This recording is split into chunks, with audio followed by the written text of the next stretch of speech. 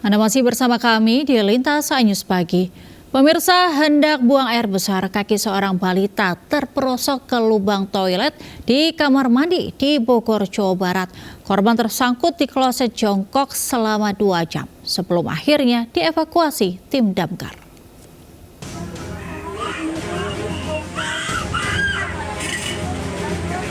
Sejumlah petugas pemadam kebakaran Kota Bogor bersama warga berupaya mengevakuasi Hansa berusia 4 tahun yang terperosok ke dalam lubang kloset di kamar mandi di Kelurahan Sukasari, Kecamatan Bogor Timur, Kota Bogor, Jawa Barat.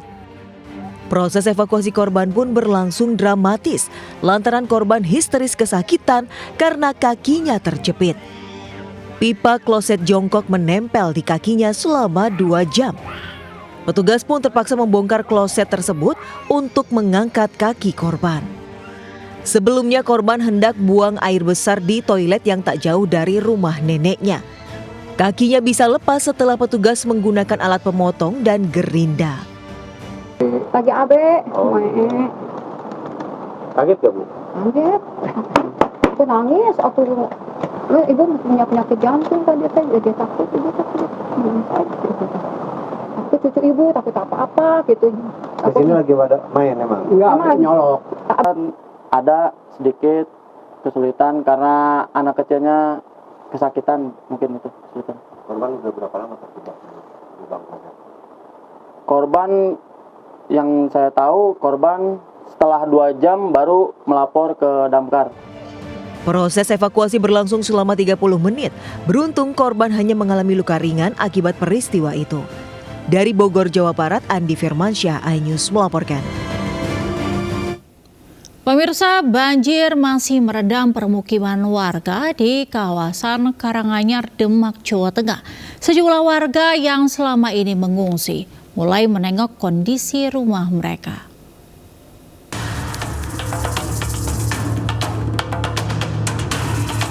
Banjir masih merendam kawasan permukiman dekat jembatan Tanggulangin, Karanganyar, Demak, Jawa Tengah.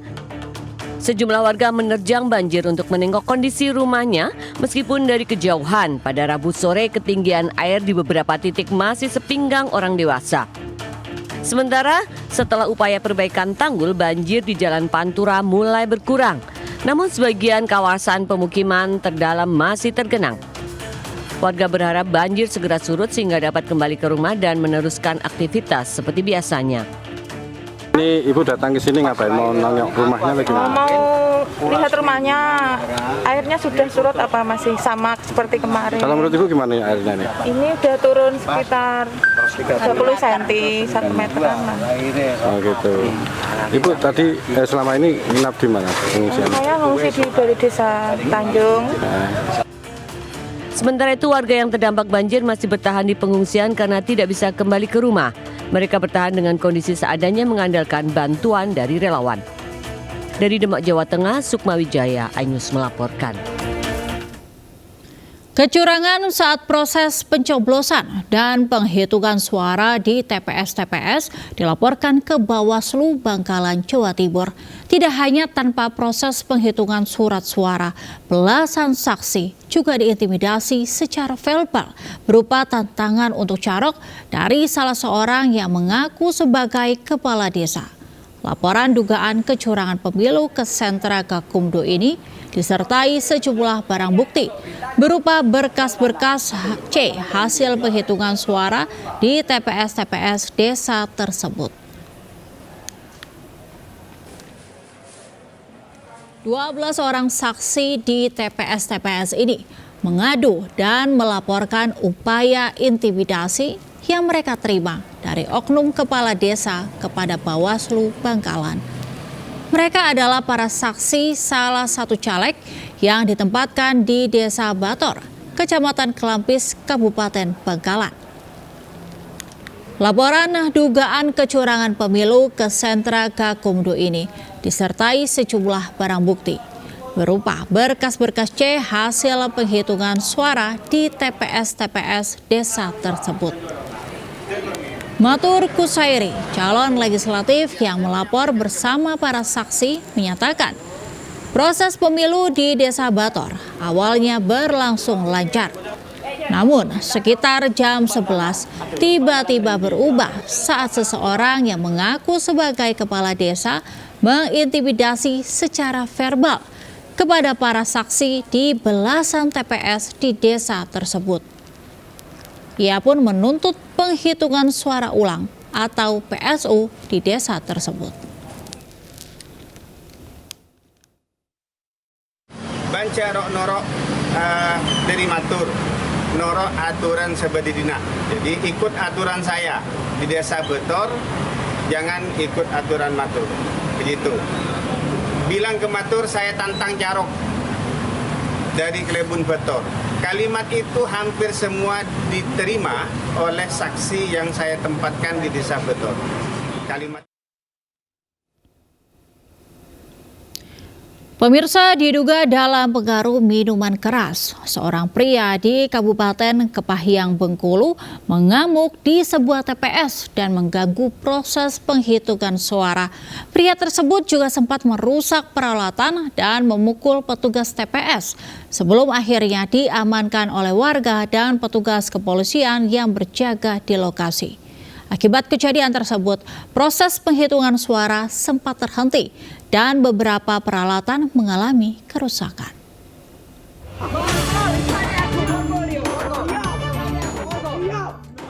Seorang pria yang baru saja membuat onar saat proses penghitungan suara di TPS 12 Kelurahan Padang Lekat, Kecamatan Kepahyang, Kabupaten Kepahyang, Bengkulu ditangkap polisi Kamis pagi.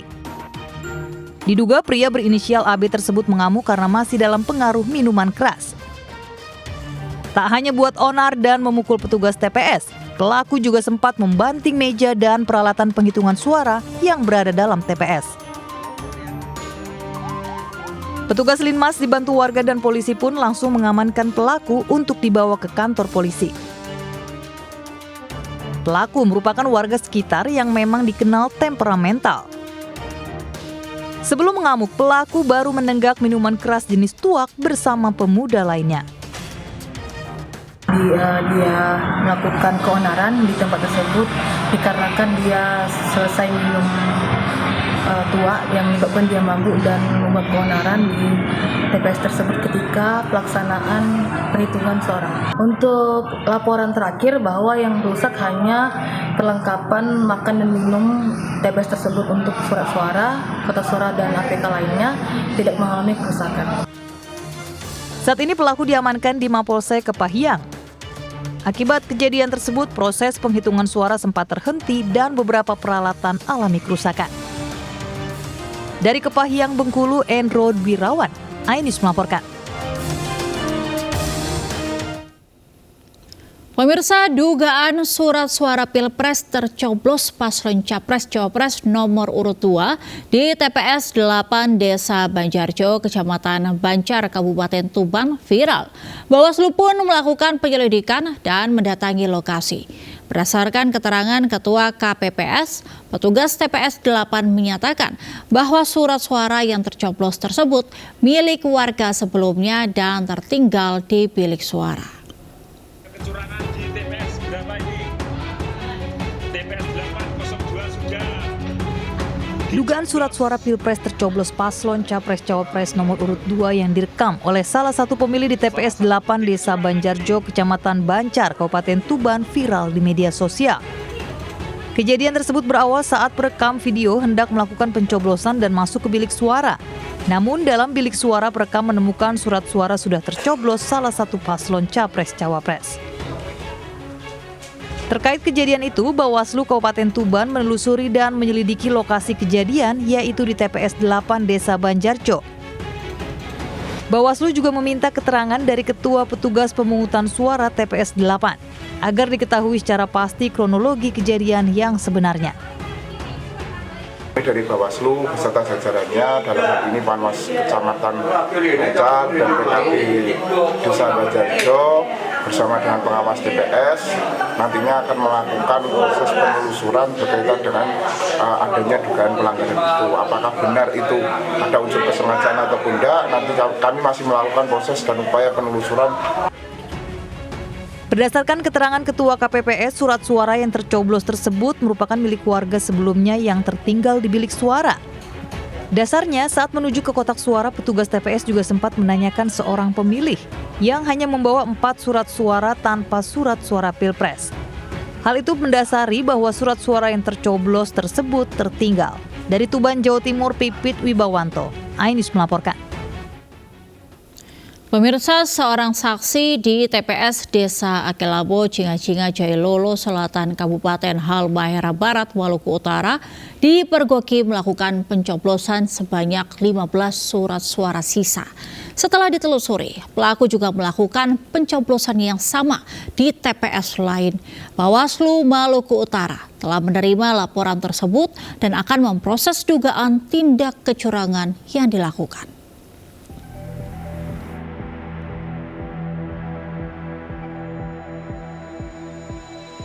Seorang saksi TPS 2 Desa Akelamo, Cinga-Cinga, Kecamatan Jailolo Selatan, Kabupaten Halmahera Barat, Provinsi Maluku Utara, dipergoki melakukan pencoblosan sebanyak 15 surat suara sisa. Temuan itu direkam melalui ponsel petugas saat saksi bernama FD diminta petugas kepolisian menunjukkan surat suara yang baru coblosnya di bilik suara. Ketika diperiksa, surat suara yang dibawa FD terhitung sebanyak 15 surat suara. Setelah ditelusuri, FD juga melakukan pencoblosan sebanyak 2 kali di TPS terpisah. FD tak sendiri, ada 2 saksi lain yang melakukan hal yang sama. Mereka membawa masing-masing 15 surat suara sehingga total suara yang dicoblos ketiganya sebanyak 45 suara. Ketiganya telah diamankan petugas, sementara peristiwa ini telah dilaporkan ke Bawaslu. Diduga adanya keterlibatan petugas KPPS dan Panwas tempat. Dugaan perkebunan pencoblosan surat-suara sisa, jadi itu dilakukan atas kesepakatan yang dibangun antara KPPS bersama saksi KPPS tersebut. Bawaslu Maluku Utara mengaku telah menerima laporan tersebut dan akan memproses dugaan tindak kecurangan yang dilakukan. Dari Ternate, Maluku Utara, Ismail Sangaji melaporkan.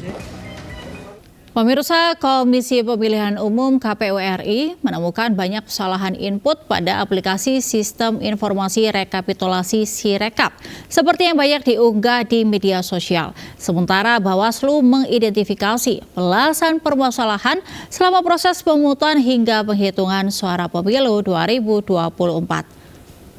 Ketua KPU Hashim Asyari menjelaskan, banyaknya temuan dugaan salah input data menunjukkan bahwa aplikasi Sirekap bekerja sesuai tujuan, yakni agar ada transparansi proses pemungutan suara, sehingga publik bisa mengetahui perbedaan data perhitungan di TPS dengan mengakses Sirekap.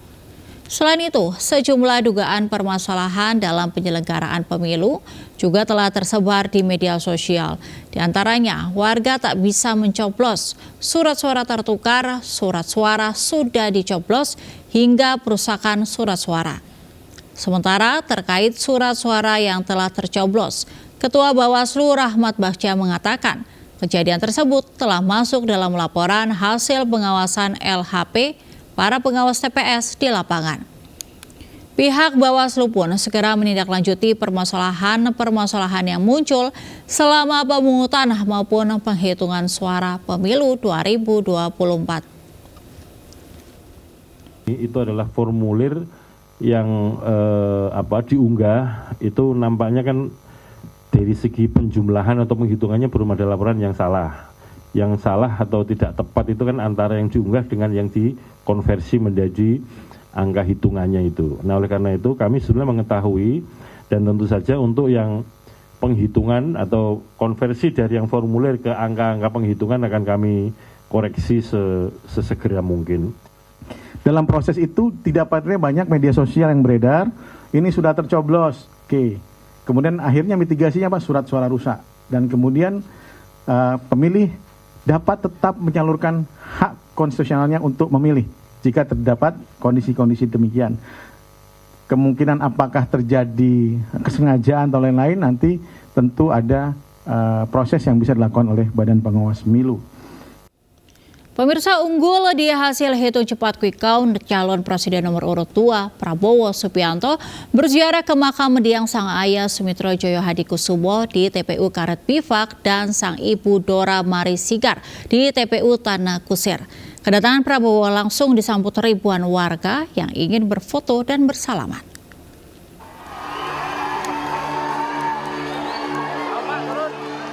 Ribuan warga menyambut kedatangan Capres nomor urut 2 Prabowo Subianto saat berziarah ke makam mendiang sang ayah, Pegawai Ekonomi Indonesia Profesor Sumitro Joyo Hadikusumo di TPU Karet Bifak Tanah Abang, Jakarta Pusat. Warga dari segala usia termasuk anak-anak memanfaatkan kesempatan dengan bersalaman, berfoto, sambil mengucapkan salam kemenangan terhadap Prabowo. Dengan dibonceng menggunakan sepeda motor, Ketua Umum Gerindra ini menuju ke makam sang ayah.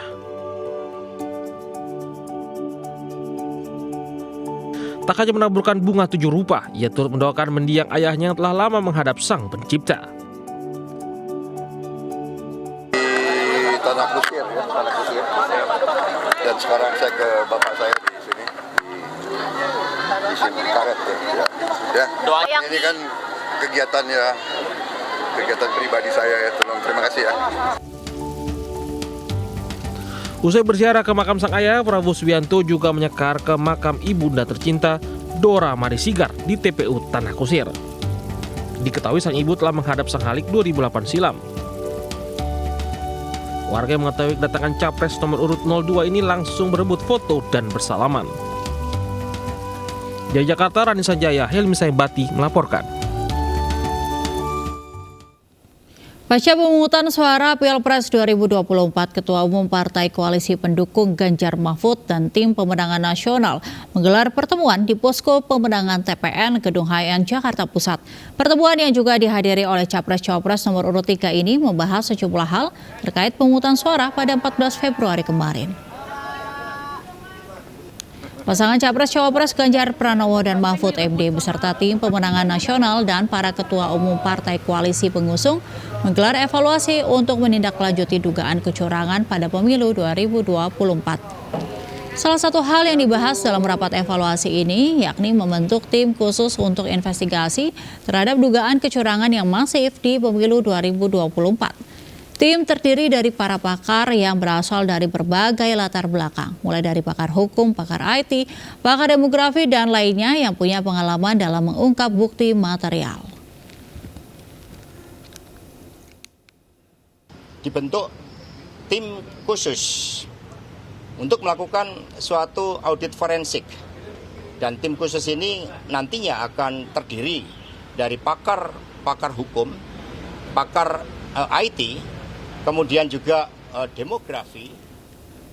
Pemirsa, sejumlah peristiwa menarik kami rangkum untuk Anda. Di antaranya usai terlibat keributan dengan petugas KPPS, pria warga Deli Serdang tewas saat mencoblos. Dan berikut rangkaian peristiwa di sekitar kita.